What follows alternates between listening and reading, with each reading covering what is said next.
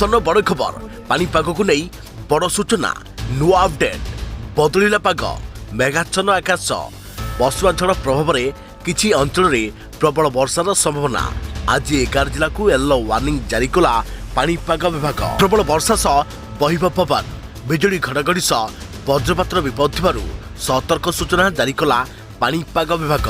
Hello friends मु सत्य आपण देखुछंती आजिरो ताजा खबर तेबे एहाकु नै संपूर्ण डिटेल्स इन्फॉर्मेशन जानिबा केउ जिला को सतर्क सूचना जारी कर जायछि केउ जिला को वज्रपात विपद रहिछि तेबे ता पूर्वरु वीडियो को लाइक करंतु जदि पारछंती आपनकर संग साथी मानको वीडियो को शेयर करनियतु जदि फ्रेंड्स आपण माने हमर ए चैनल ले नुआ वीडियो देखुछंती पूर्वरु सब्सक्राइब करनाथि तेबे निहाती चैनल को सब्सक्राइब करने सहित पाखरे आस्तुवा बेल आइकन को बजे रखतांतु। तेबे बदलिछि पाग मेघाच्छन्न होइछि आकाश अनुभूत हेउछि पश्चिमा झड़र प्रभाव सारा राज्य में पाग मेघुआ रहिबा सह किछि अंचल रे वर्षा हेउछि आउ किछि अंचल रे प्रबल वर्षा नै सतर्क सूचना जारी कर जाइछे।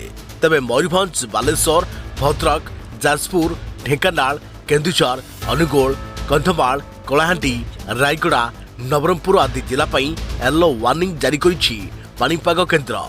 एहि सब जिल्ला रे बिजुली घड़घड़ी सह वज्रपात विपद थिबारु घरु बाहरिबा मना सतर्क सूचना एथिसह प्रबल वर्षार संभव रही तेज आसंता काली ठारू वर्षार परिमाण बढ़िबो और विस्तृति बढ़िबो। 17 तारिखरू सारा राज्य में झड़ वर्षा हेबो पवन बेग घंटा प्रति 40 रु 50 किलोमीटर रहिबो तेबे 18-19 तारिख सकाळ पर्यंत वर्षा पवन लागि रहिबो। तेबे एही समय राज्य में तापमात्रा प्राय 2 रु 3 डिग्री पर्यंत कमियो बोली कहिछि आंचलिक पानीपाग विज्ञान केन्द्र।